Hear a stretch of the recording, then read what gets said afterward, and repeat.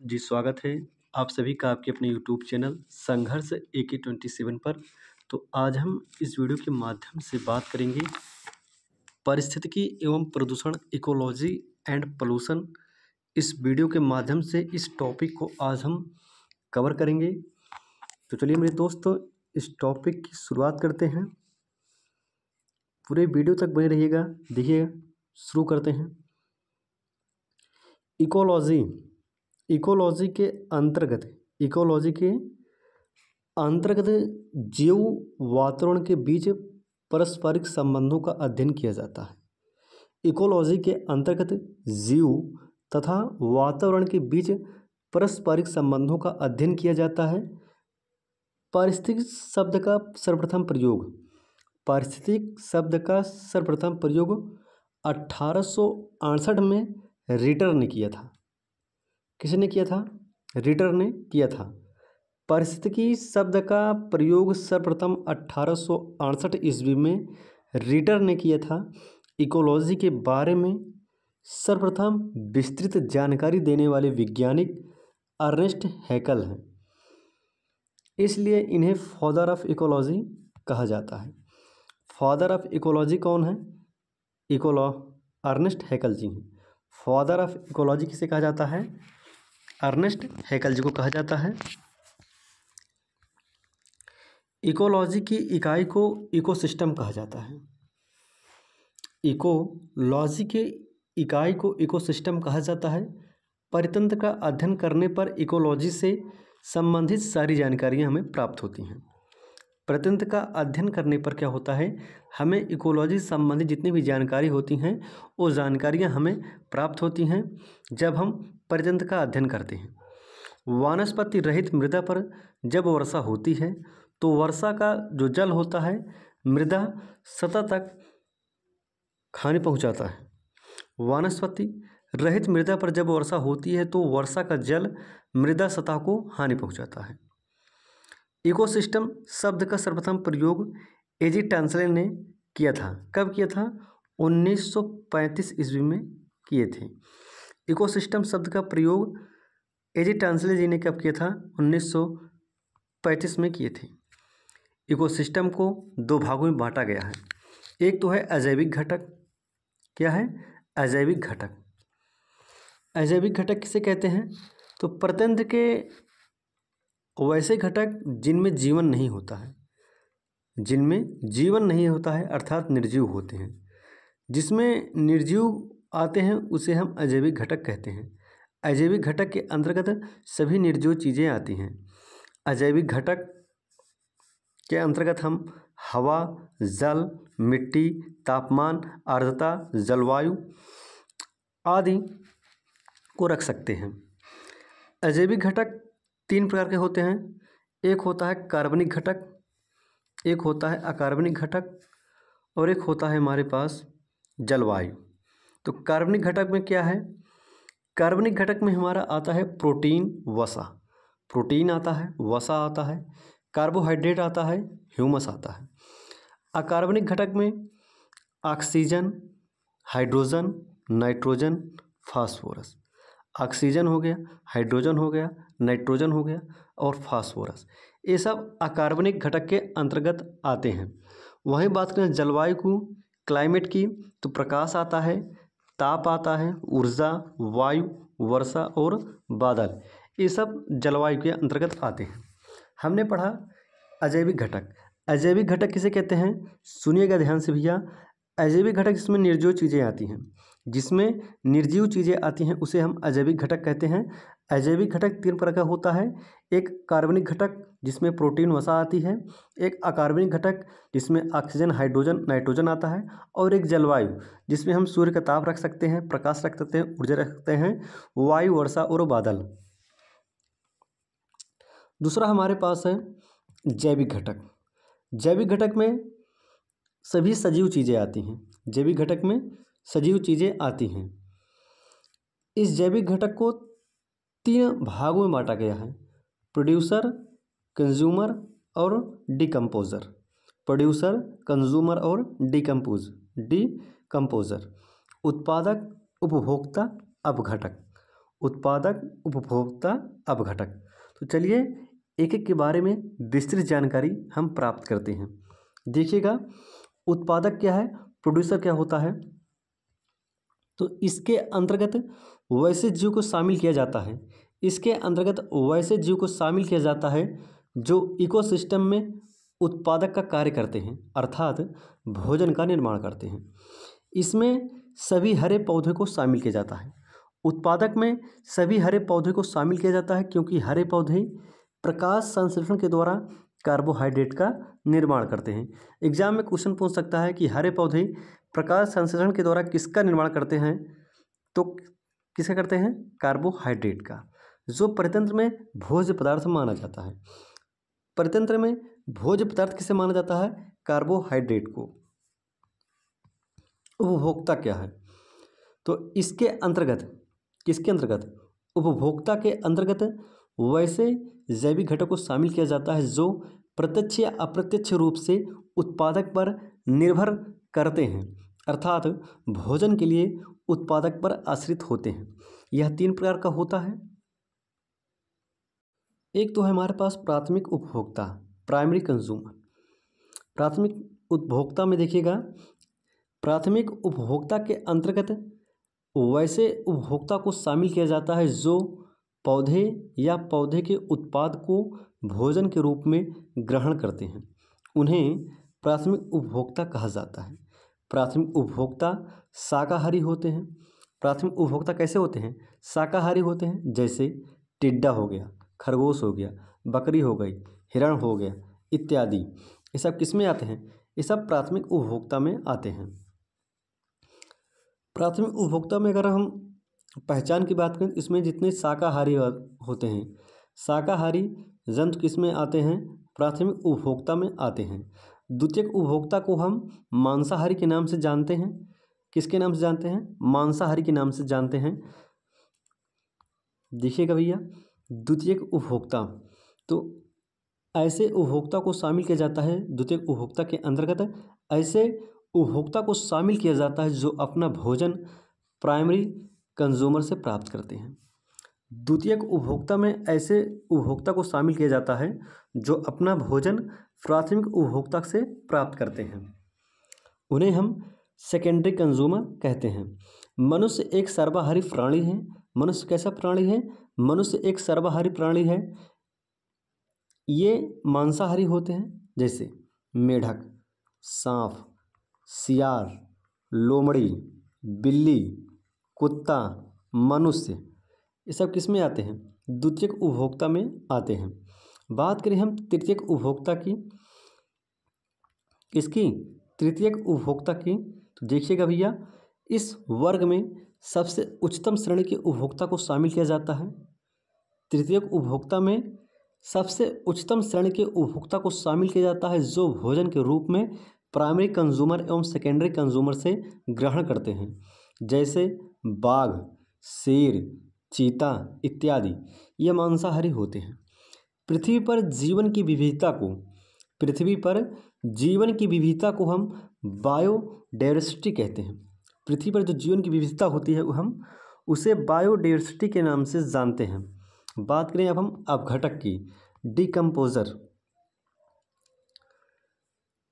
Decomposer के अंतर्गत कुछ सूक्ष्म जीवों को शामिल किया जाता है जो इकोसिस्टम में मौजूद जैविक घटक के मरे हुए शरीर को अपघटित करके तत्वों को पुनः वातावरण में शामिल कर देते हैं, जैसे जीवाणु, कवक इत्यादि। अपघटक के अंतर्गत कुछ सूक्ष्म जीवों को शामिल किया जाता है जो इकोसिस्टम में मौजूद जैविक घटक के मरे हुए शरीर को अपघटित करके तत्वों को पुनः वातावरण में शामिल कर देते हैं, जैसे जीवाणु हो गया, कवक हो गया इत्यादि।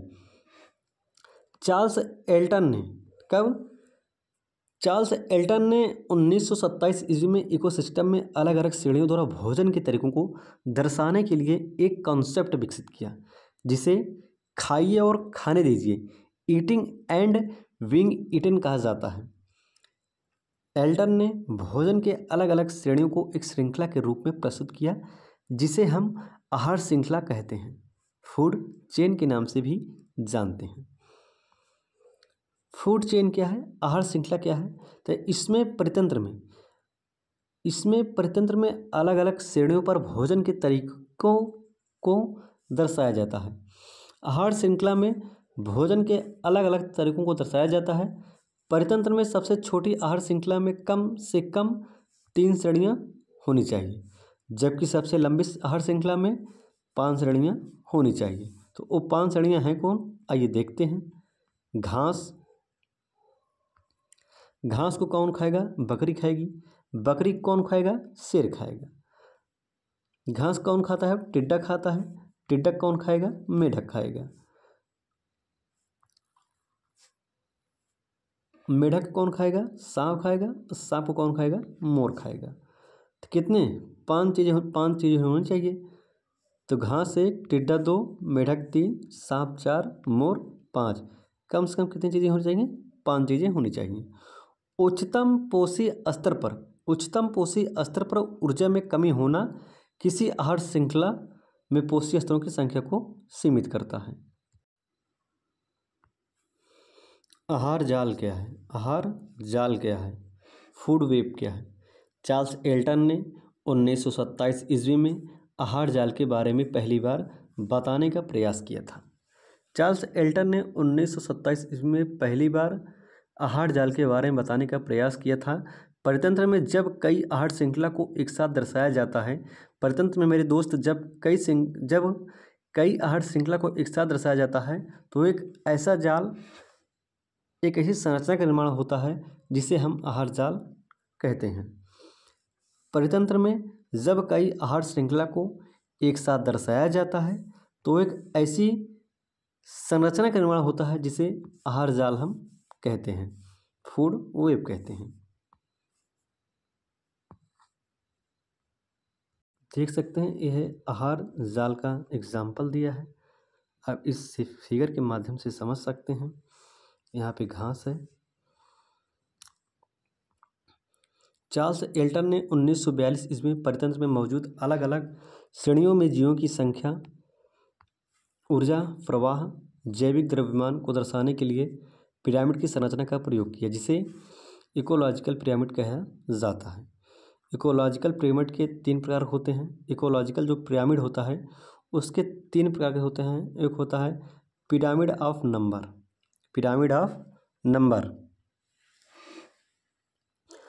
द्रव्यमान संख्या का पिरामिड होता है। परितंत्र में जैसे जैसे नीचे से ऊपर की तरफ जाते हैं, परितंत्र में हम जैसे जैसे नीचे से ऊपर की तरफ जाते हैं, परितंत्र में हम जैसे जैसे नीचे से ऊपर की तरफ जाते हैं जीवों की संख्या में कमी आती है। इसे पिरामिड के द्वारा दर्शाने पर अपराइट पिरामिड का निर्माण होता है। देख सकते हैं ये फिगर में भी अच्छी प्रकार से दर्शाया गया है।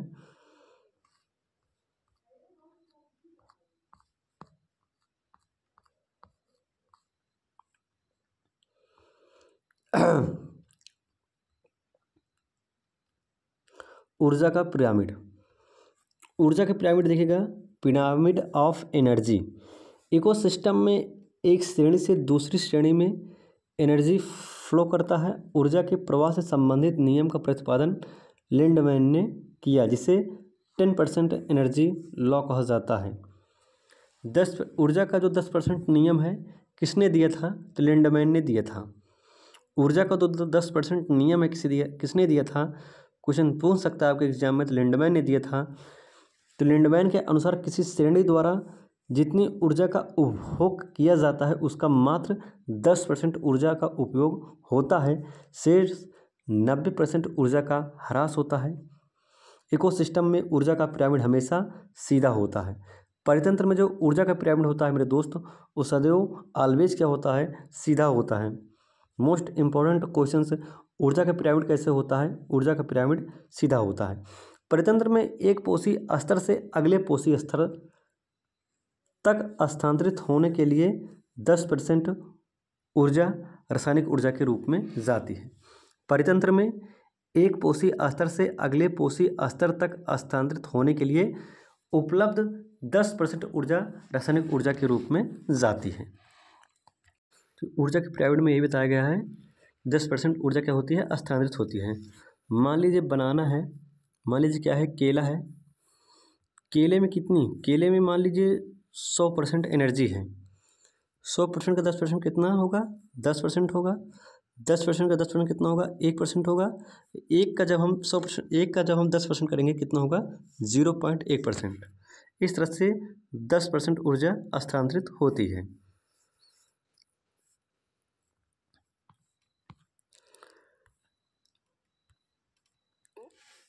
Pyramid of biomass. इकोसिस्टम में अलग अलग श्रेणियों में जीवों के कुल द्रव्यमान को दर्शाने के लिए पिरामिड ऑफ बायोमास का प्रयोग किया जाता है। इकोसिस्टम में जैसे जैसे नीचे की श्रेणी से ऊपर की तरफ जाते हैं जीवों का कुल द्रव्यमान घटता जाता है। द्रव्यमान का पिरामिड हमेशा कैसा होता है, अपराइट होता है। कैसा होता है, अपराइट होता है।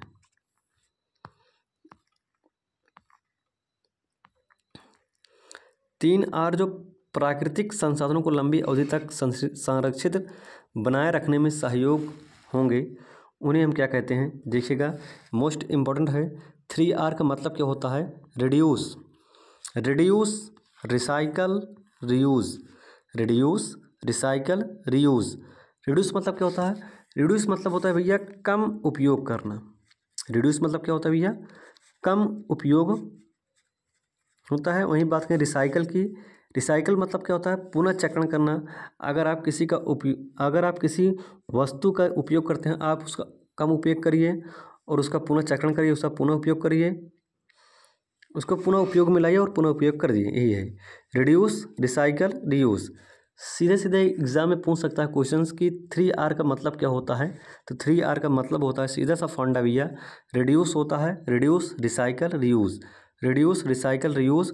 कम उपयोग, पुनः चक्रण, पुनः उपयोग। कम उपयोग, पुनः चक्रण, पुनः उपयोग।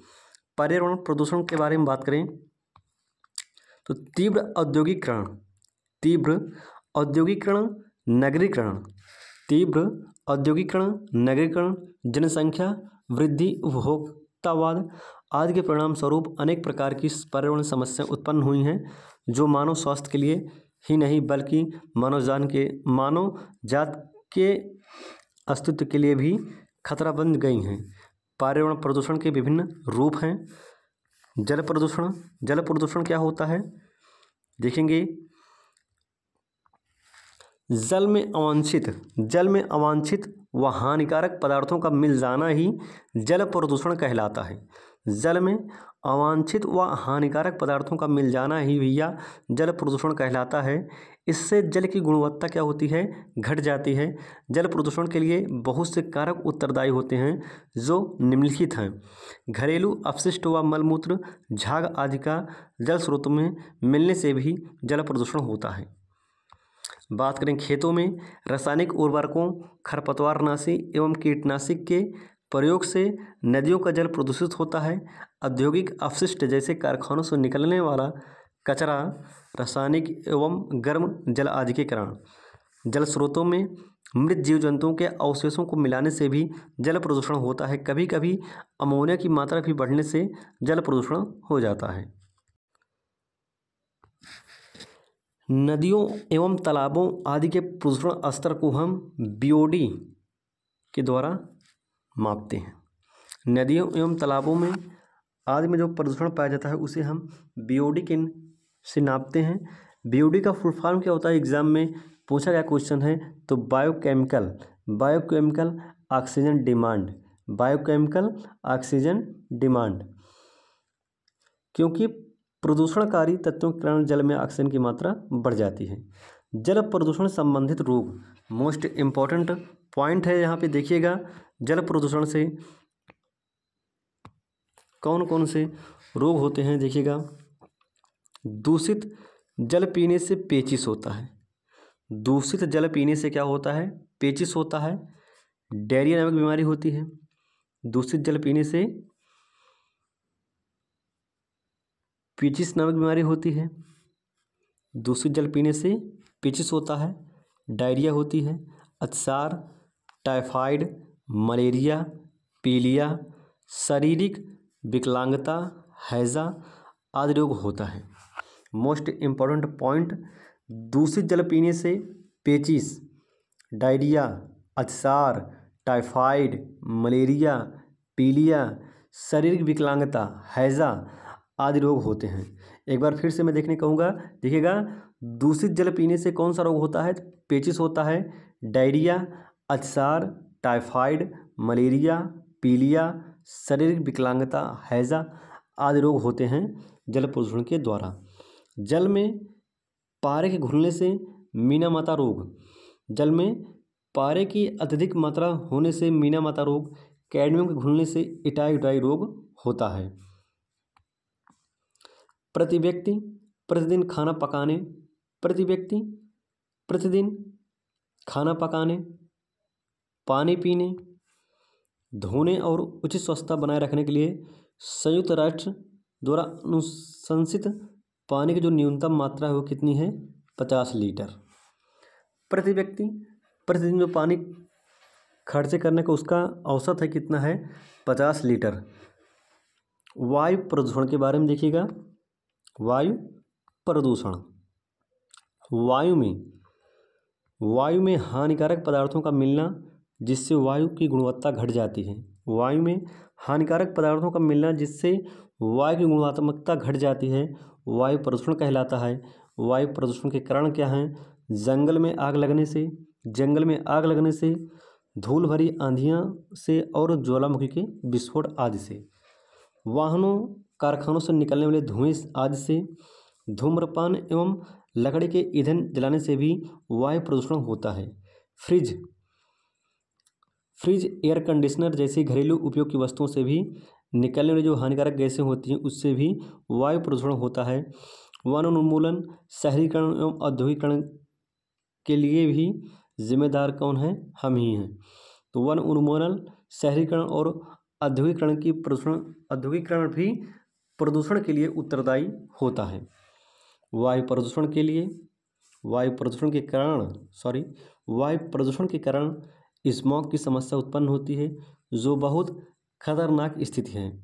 वायु प्रदूषण के कारण स्मॉग की समस्या उत्पन्न होती है जो बहुत खतरनाक स्थिति है। इसमें धुएं और धूल कण कोहरे के साथ मिल जाते हैं। स्मॉग क्या है? स्मॉग में धुएं और धूल कण कोहरे के साथ मिल जाते हैं, इसे कहते हैं हम स्मॉग कहते हैं।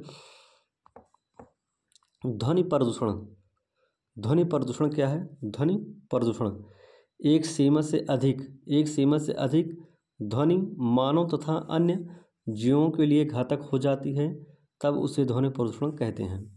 ध्वनि प्रदूषण के कारणों को दो भागों में विभाजित किया जाता है। एक है प्राकृतिक कारण में कौन से क्या आता है? बादलों का कड़कना, बिजली गिरना आदि प्राकृतिक कारण के अंतर्गत आता है।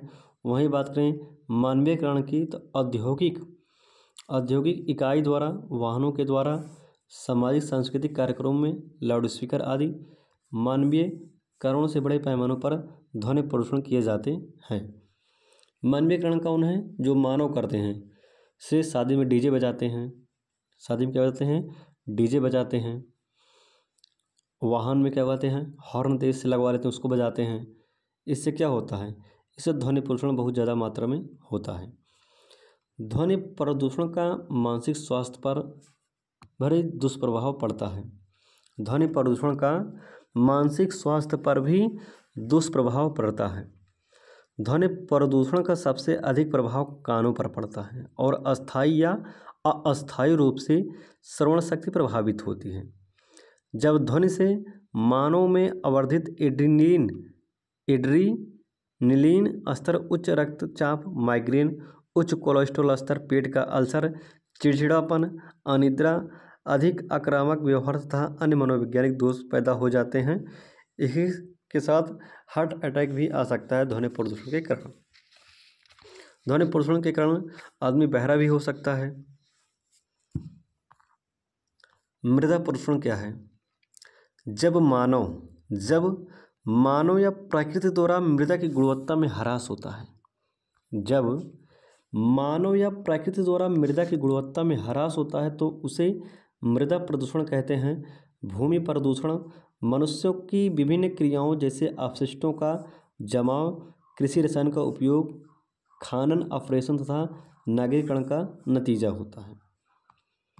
मृदा प्रदूषण के प्रभाव, मृदा प्रदूषण के प्रभाव तो मृदा के मौलिक गुणों में ह्रास, फसलों पौधों में बड़े जीव जंतुओं पर नकारात्मक प्रभाव से उर्वरता में कमी आती है।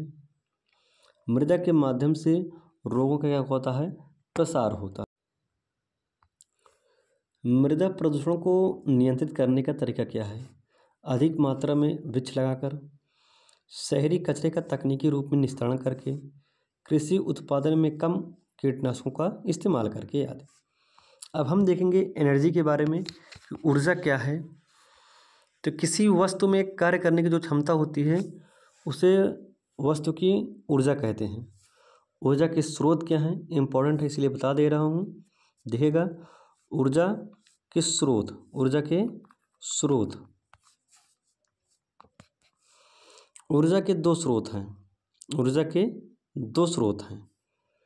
एक तो है भैया नवीकरणीय ऊर्जा, एक क्या है, नवीकरणीय ऊर्जा। नवीकरणीय ऊर्जा वह ऊर्जा होती है जो कभी समाप्त नहीं होती है, जो कभी क्या नहीं होती है, समाप्त नहीं होती है। नवीकरणीय ऊर्जा न समाप्त होने वाली ऊर्जा ही होती है। नवीकरणीय ऊर्जा न समाप्त होने वाली ही ऊर्जा होती है नवीकरणीय ऊर्जा। नवीकरणीय ऊर्जा नॉट एंड, नवीकरणीय ऊर्जा नॉट एंड।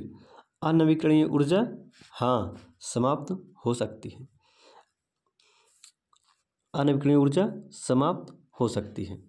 नवीकरणीय ऊर्जा सौर ऊर्जा, नवीकरणीय ऊर्जा सौर ऊर्जा, पवन ऊर्जा, जल विद्युत ऊर्जा, बायोगैस, भूतापीय, कचरे से उत्पादित ऊर्जा, कचरे से उत्पादित ऊर्जा, ज्वारीय ऊर्जा, ज्वारीय ऊर्जा। सौर ऊर्जा, पवन ऊर्जा, जल विद्युत ऊर्जा, बायोगैस, भूतापीय, कचरे से उत्पादित ऊर्जा, ज्वारीय ऊर्जा, ये सब नवीकरणीय ऊर्जा के अंतर्गत आती हैं। वहीं बात करें हम अनवीकरणीय ऊर्जा, किसकी?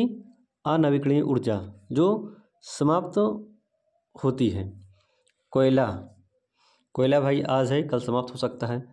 पेट्रोल, पेट्रोल भी आज है कल समाप्त हो सकता है। प्राकृतिक गैस हो गई, परमाणु ऊर्जा हो गई, शैल गैसें हो गई, ये सब क्या हैं? ये सब अनवीकरणीय ऊर्जा हैं। देख लिया जाए, एग्जाम में पूछा गया क्वेश्चन है यहाँ से कि नवीकरणीय ऊर्जा के अंतर्गत कौन सी ऊर्जा आती है। ऑप्शन में दिया रहेगा सौर ऊर्जा, पवन ऊर्जा, कोयला या जल विद्युत ऊर्जा। कौन हो गया? तो सौर ऊर्जा भी होती है, पवन ऊर्जा होती है, जल विद्युत ऊर्जा होती है, लेकिन जो कोयला है, ये कोयला जो है अनवीकरणीय ऊर्जा के अंतर्गत आता है। देख लीजिएगा डायग्राम बढ़िया से, एक बार नोट कर लीजिए कॉपी में, यहाँ से काफ़ी सारे क्वेश्चंस पूछे गए हैं। तो ऊर्जा के नवीकरणीय व अनवीकरणीय संसाधन क्या हैं? ऊर्जा के विभिन्न स्रोतों का वर्णन हम निम्नलिखित प्रकार से कर सकते हैं। यह ऊर्जा का परंपरागत स्रोत है, यह ऊर्जा का परंपरागत स्रोत है जिसका निर्माण पृथ्वी की भूप्रकृति में वनस्पतियों के दबने से होता है। नवीकरणीय व अनवीकरणीय साधन के बारे में हम जानकारी प्राप्त कर रहे हैं इस वीडियो के माध्यम से। इसका मुख्य घटक कार्बन है। इसका उपयोग तापघरों में बिजली उत्पादन, कोलतार आदि के निर्माण में होता है। पेट्रोलियम क्या होता है? यह भी ऊर्जा का परंपरागत स्रोत है जिसका निर्माण पृथ्वी के अंदर वनस्पतियों एवं जीव जंतुओं के दबने से होता है। इसका उपयोग ऑटोमोबाइल के साथ साथ प्लास्टिक, डामर और पेंट व ड्राई क्लीनिंग में भी किया जाता है। इससे कई उत्पाद हो गए जैसे मोम, स्नेहक, डीजल, पेट्रोल, मिट्टी का तेल और गैस आदि। प्राकृतिक गैस में क्या आता है? तेल के कुओं से ही प्रायः प्राकृतिक गैस निकलती है। इसका मुख्य संघटक मीथेन गैस होती है। इसका मुख्य संघटक क्या होती है? मीथेन गैस होती है। तरल पेट्रोलियम गैस एलपीजी, एलपीजी का फुल फॉर्म होता है liquid petroleum gas. Liquid petroleum gas यह सामान्य दाब पर द्रवित गैस होती है। इसका मुख्य संघटक क्या होता है? ब्यूटेन होता है। एलपीजी का मुख्य घटक क्या होता है? ब्यूटेन होता है। यह रंगहीन, गंधहीन एवं गैस होती है। एलपीजी कैसी होती है? रंगहीन होती है, गंधहीन होती है। इसमें जो इसके जो गंध को इसकी गंध पहचान एलपीजी की गंध पहचानने के लिए हम इसमें ब्यूटेन मिलाते हैं। संपीड़ित प्राकृतिक gas CNG compressed natural gas या अति उच्च दाब पर दबाने के परिणाम स्वरूप बनती है। सीएनजी का अधिकतर एग्जाम में फुल फॉर्म में पूछा गया है। कंप्रेस्ड नेचुरल गैस, इसका उपयोग वाहनों के ईंधन के रूप में किया जाता है। आजकल काफ़ी सारी गाड़ियाँ आती हैं जो सीएनजी से चलती हैं, तो हम वाहनों में भी इसका प्रयोग करते हैं सीएनजी का। इसका मुख्य संघटक मीथेन गैस होता है। सीएनजी का मुख्य संघटक क्या कौन सी गैस होती है? मीथेन गैस होती है। मीथेन गैस कहाँ पे पाई जाती है? जहाँ पे काफ़ी सारा कूड़ा करकट होता है वहाँ पे मीथेन गैस पाई जाती है। कोयला हो गया, पेट्रोल हो गया और प्राकृतिक गैस को जीवाश्म ईंधन भी हम कहते हैं। कोयला, पेट्रोल, प्राकृतिक गैस को हम जीवाश्म ईंधन के नाम से जानते हैं। बात करें विद्युत ऊर्जा की, तो नदियों के जल को बांध बनाकर इकट्ठा किया जाता है और इसके बाद जल को ऊंचाई से गिराकर इसके दाब की सहायता से टरबाइन चलाया जाता है, जिससे विद्युत उत्पन्न होती है। विद्युत ऊर्जा। बात करें सौर ऊर्जा, सौर सेलों के द्वारा सूर्य के प्रकाश और ऊष्मा को विद्युत ऊर्जा में परिवर्तित किया जाता है। सौर सेल सिलिकॉन और गैलियम के बने होते हैं सौर सेल। तो आई होप मेरे दोस्त ये वीडियो आप सभी को भारी प्रकार से समझ में आई होगी। तो आशा करता हूँ मेरे दोस्त आप इस वीडियो को ज़्यादा से ज़्यादा लाइक करेंगे, शेयर करेंगे और हाँ, मेरे यूट्यूब चैनल संघर्ष AK27, मेरे यूट्यूब चैनल का क्या नाम है? संघर्ष AK27, ये मेरे यूट्यूब चैनल को सब्सक्राइब करिएगा। Thank you. जय हिंद, वंदे मातरम। इसी तरह से वीडियो पाने के लिए हमारे इस यूट्यूब चैनल से बने रहिए। Bye bye.